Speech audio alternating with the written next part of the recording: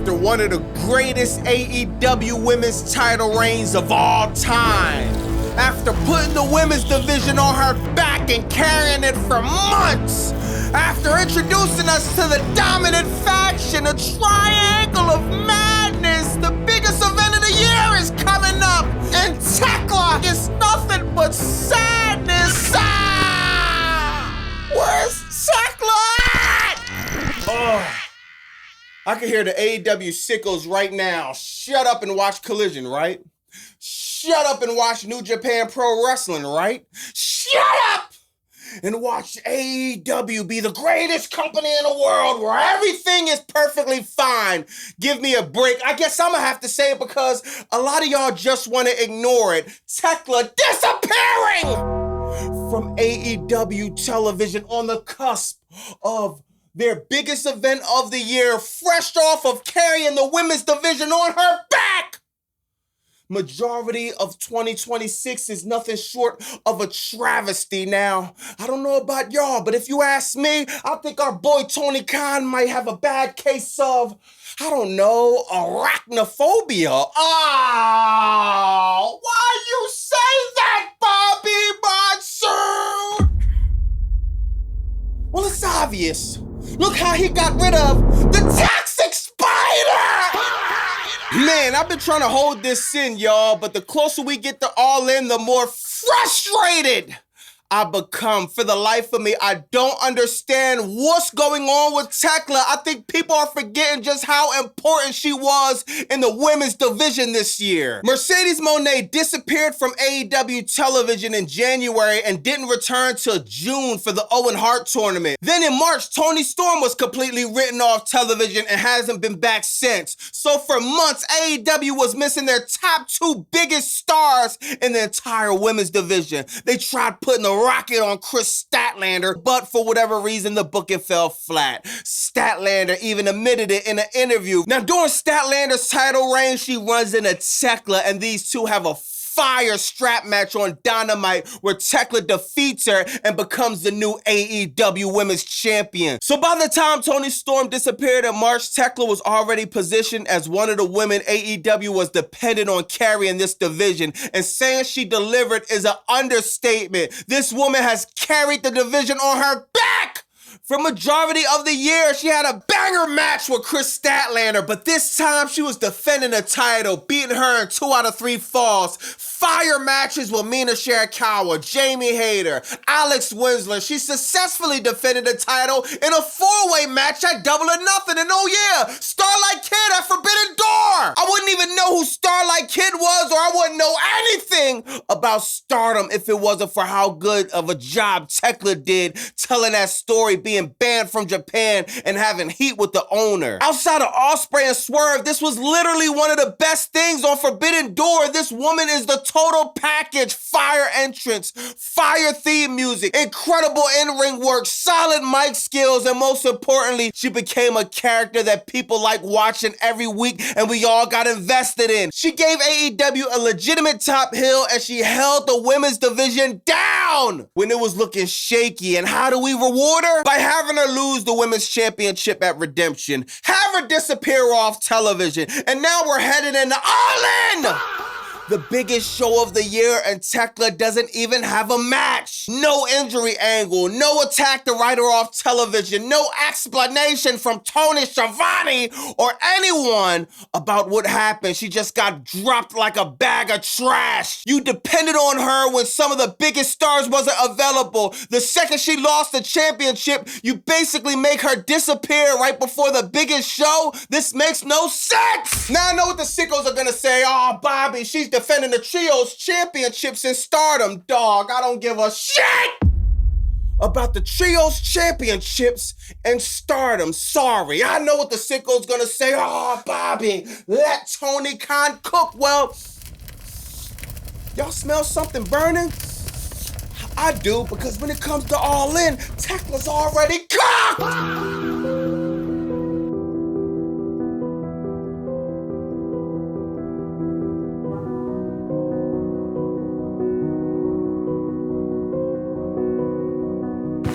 Now, speaking of the biggest show of the year, Will Ospreay, Kenny Omega had a segment that was long as the Mississippi River, basically cramming all of their history that honestly should have been told over the few weeks leading up to this match. I've been saying this for weeks. AEW does a great job at catering to the sickos and the fans who watch the product every single week. But if you're a casual viewer, it's close to impossible to get invested in some of these storylines because AEW assumes you already know everything. We barely see old footage of Omega and Ospreay in New Japan. We don't get the old pictures of them in a PWG or wherever they was at. We don't get enough old video packages explaining their relationship and why it matters. You basically have to leave the show, do your own homework and research to understand everything. And the casual wrestler fan is not going to do that. AEW has to do a better job filling these storylines throughout the build so we don't get a go-home show that's one gigantic segment to explain everything at once. Now, with that being said, the segment was cool, man. We finally got some emotion. We finally got some personal attacks. Kenny Omega started bringing up Ospreay's mom and his family, trying to strike a nerve with Will. That's what I wanted since day one. For me, it's just a little underwhelming. I wanted a little bit more, man, but they definitely delivered at the end of the night, man. After the trios match with the Don Callis family, Ospreay came out. Him and Kenny started going back and forth. Things turned physical, and Omega eventually hit Ospreay with the one-winged angel through the table, and I've said this a million times. This is the Kenny Omega I want to see. Give me the cleaner. Give me the arrogant Kenny Omega. Give me the Kenny Omega that was managed by the OG. Give me the guy who looks like he'll do whatever it takes to prove he's still the best wrestler in the world. I like this version so much more than what we were getting before. And seeing Dynamite end like this, it definitely got me a lot more interested in the match. Now, I know this isn't the popular opinion in the AEW community, but there's a lot more on this All-In card I'm really looking forward to, more than the main event, like Takeshita, Okada, Kyle Fletcher of the Don Callis family. The Protostar came out popping and letting everybody know this will be one of the greatest reigns you ever seen from an international champion. Takeshita comes out, interrupts him. They get in a brawl. Takeshita gets the best of it. He holds the title high. This was fire, man. This triple threat match for the international title is gonna be promising, dog. You had Okada in the back, man, letting Kyle Fletcher know, like, yo, bro, when I win that title, just show me the same respect. Hold my hand up like I would have held your hand up if you won the title, man. I think this triple threat match is going to be fire, man. This was a story that's been built for a long time now, man. You got Kyle Fletcher putting the knife into Takeshita back at Double or Nothing. You got Takeshita Okada still got to settle their differences. You got a lot of moving factors into this, man, and I think these three might steal the show tonight, man. But let me know what y'all think in the comments. Another match I'm looking forward to, Darby Allin and Kevin Knight. Kevin Knight coming out with the silk, the Rolex, the bling on. Kevin Knight, man, he looking like a superstar. He coming out, he cutting a promo, that maniac. Darby Allin comes out of nowhere, and man, they gave up the Jeff Hardy almost 20 years ago now. Remember back in the Fed where Jeff Hardy got struck by the pyro, got messed up, man? They basically did a spot like that, man. Somebody in the back pressed the pyro button. Now, I don't know who it was, but I hear the Baltimore Police Department is investigating the situation as we speak, so I'll keep y'all updated if more information comes. Darby Allin getting burnt in his face, third-degree burns. I don't know if it's really third-degree burns, but Darby Allin got messed up pretty bad when the pyro hit him. The Jet Kevin Knight, he puts the chair on his face, goes coast to coast, boom! Hit Darby Allin right in the kisser. Oh, man, I ain't gonna lie, bro. False count anywhere, there's gonna be fire. Now, they had to roll out Darby Allin on the stretcher in the ambulance, man. You got Steve Borton there. Now, I don't know what he has anything to do with this, but come on, dog. Steve Borton, I understand he's Sting's son, and that's Darby Allin, Young Bull, but you shouldn't even be looking at the TNT title, man. It's levels. Maybe you could go to Ring of Honor and get your rank up, but respectfully, bro, it's all in time. Let Darby and let Kevin Knight cook. Next, you had Jon Moxley going over Switchblade Jay White. This was a solid match. This was actually the match of the night, man. Fire match, dog. You got Jon Moxley choking out Switchblade, man.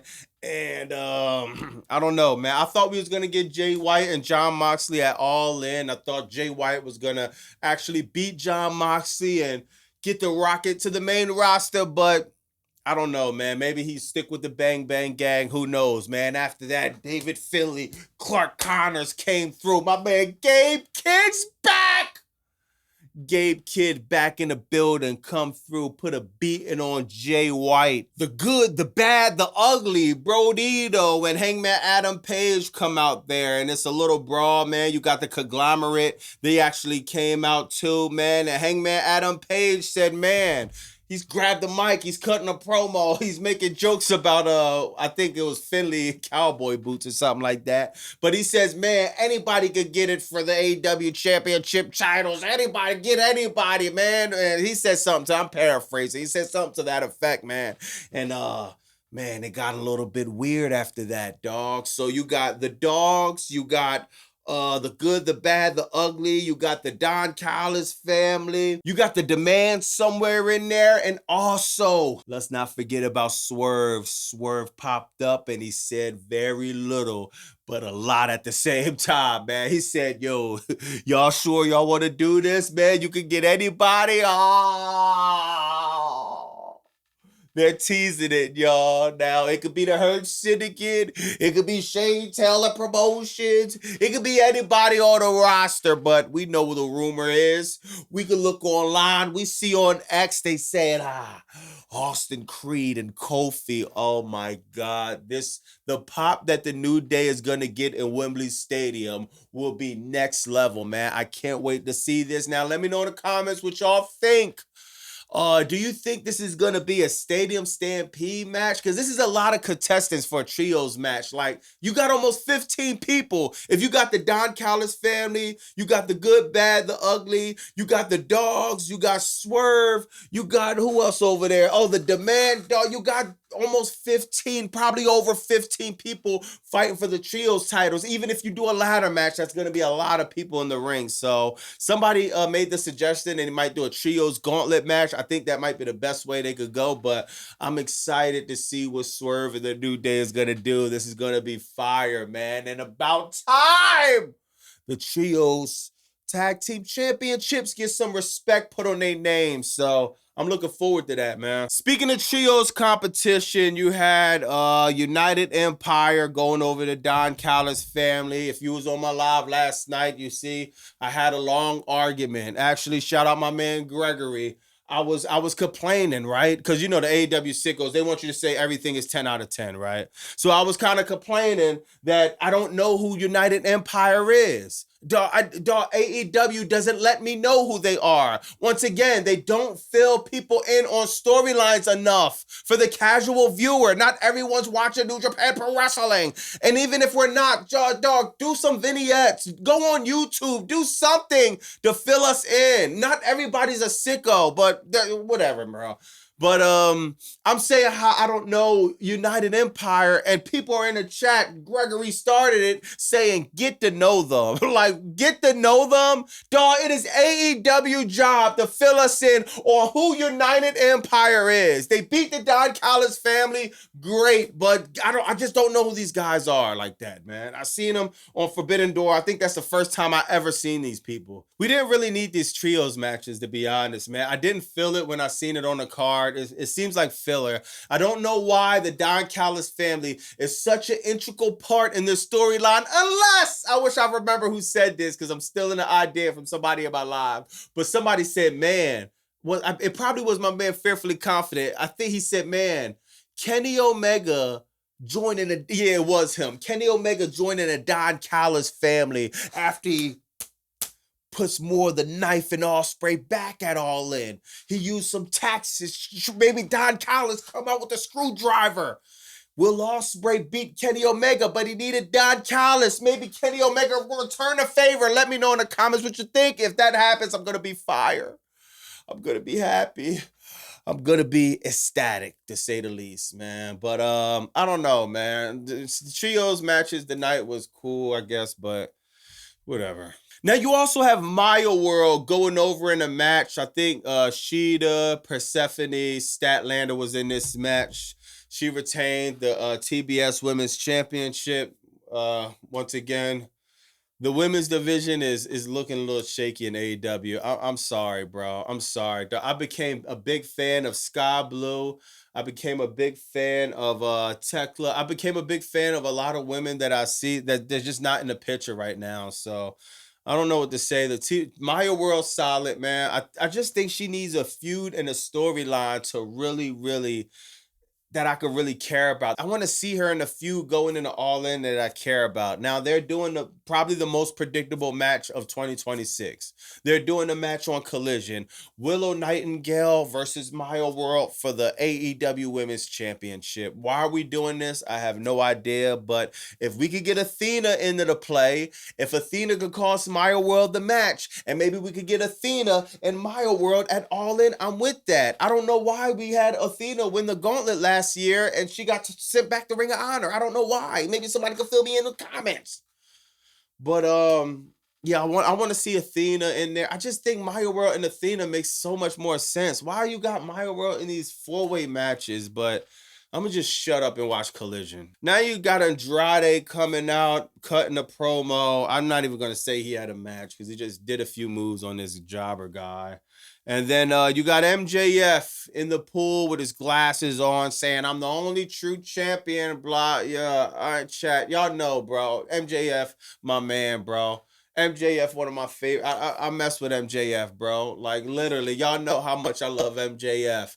This only true champion, whatever storyline this is, sucks, bro. This is bad. Going into All In, the only true champion? Oh, Bobby Monsoon, he's delusional. It sucks. It sucks.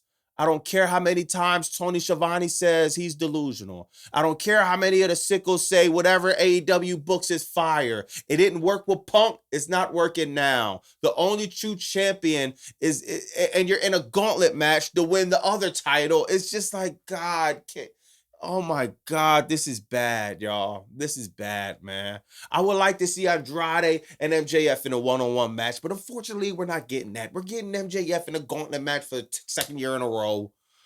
But whatever, bro. Oh yeah, you also had Nigel McGuinness beating Hechicero for the Continental Cup. Hechicero, he's the CMLL World Heavyweight Champion. He can't beat Nigel McGuinness on one leg, but they're telling me to watch CMLL.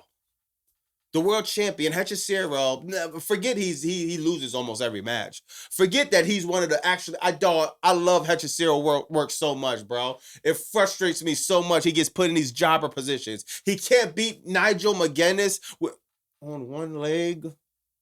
On one leg. Nigel McGuinness, we've seen him at the commentary table majority of this year.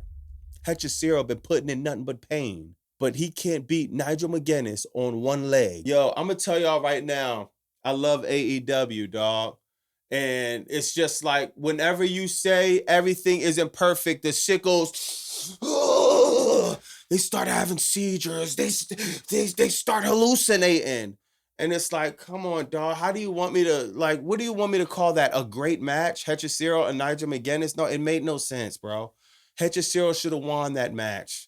He should have moved on in the tournament. But no, they want Nigel McGuinness to be in London to have stop it, bro. Stop. Mercedes Moné, Willow Nightingale, Renee Paquette, they had a segment where they're doing an interview and they got fed up. They got fed up with the talking, man. So they went out. They start fading backstage. They start fighting into the ring. They have a crazy pull-apart brawl, grabbing hair, scratching, fighting, F-bombs, the whole nine. Now, I'm going to tell y'all know how I feel about Tekla. Y'all know how I feel how Tekla should have been in this main event. It should have been a triple threat match at least, bro. Tekla's not in it, and I really had a hard time getting into this storyline, but I will say these two women has sold me little by little every week. I think this segment was fire, bro. Willow Nightingale and Mercedes Moné did a great job at telling this story, even though the outcome is probably going to be predictable. Mercedes Moné is going to win the championship. Mercedes Moné already lost to Willow Nightingale the TBS title. I highly doubt she loses 2 championship matches back to back. I can't see that happening, but the build-up has sold me. They will have a great match, and this was a fire segment. Now, y'all, last night's Dynamite was a solid show, man. A solid show. They did a lot to build to All In, and I'm just so happy, chat. I'm not gonna lie. I'm just so happy that Kenny Omega hit Ospreay with the one-winged angel at the end of the show, man, because they just left us with that one segment that went that long, I was going to be a lot more upset. But let me know in the comments what you think about that.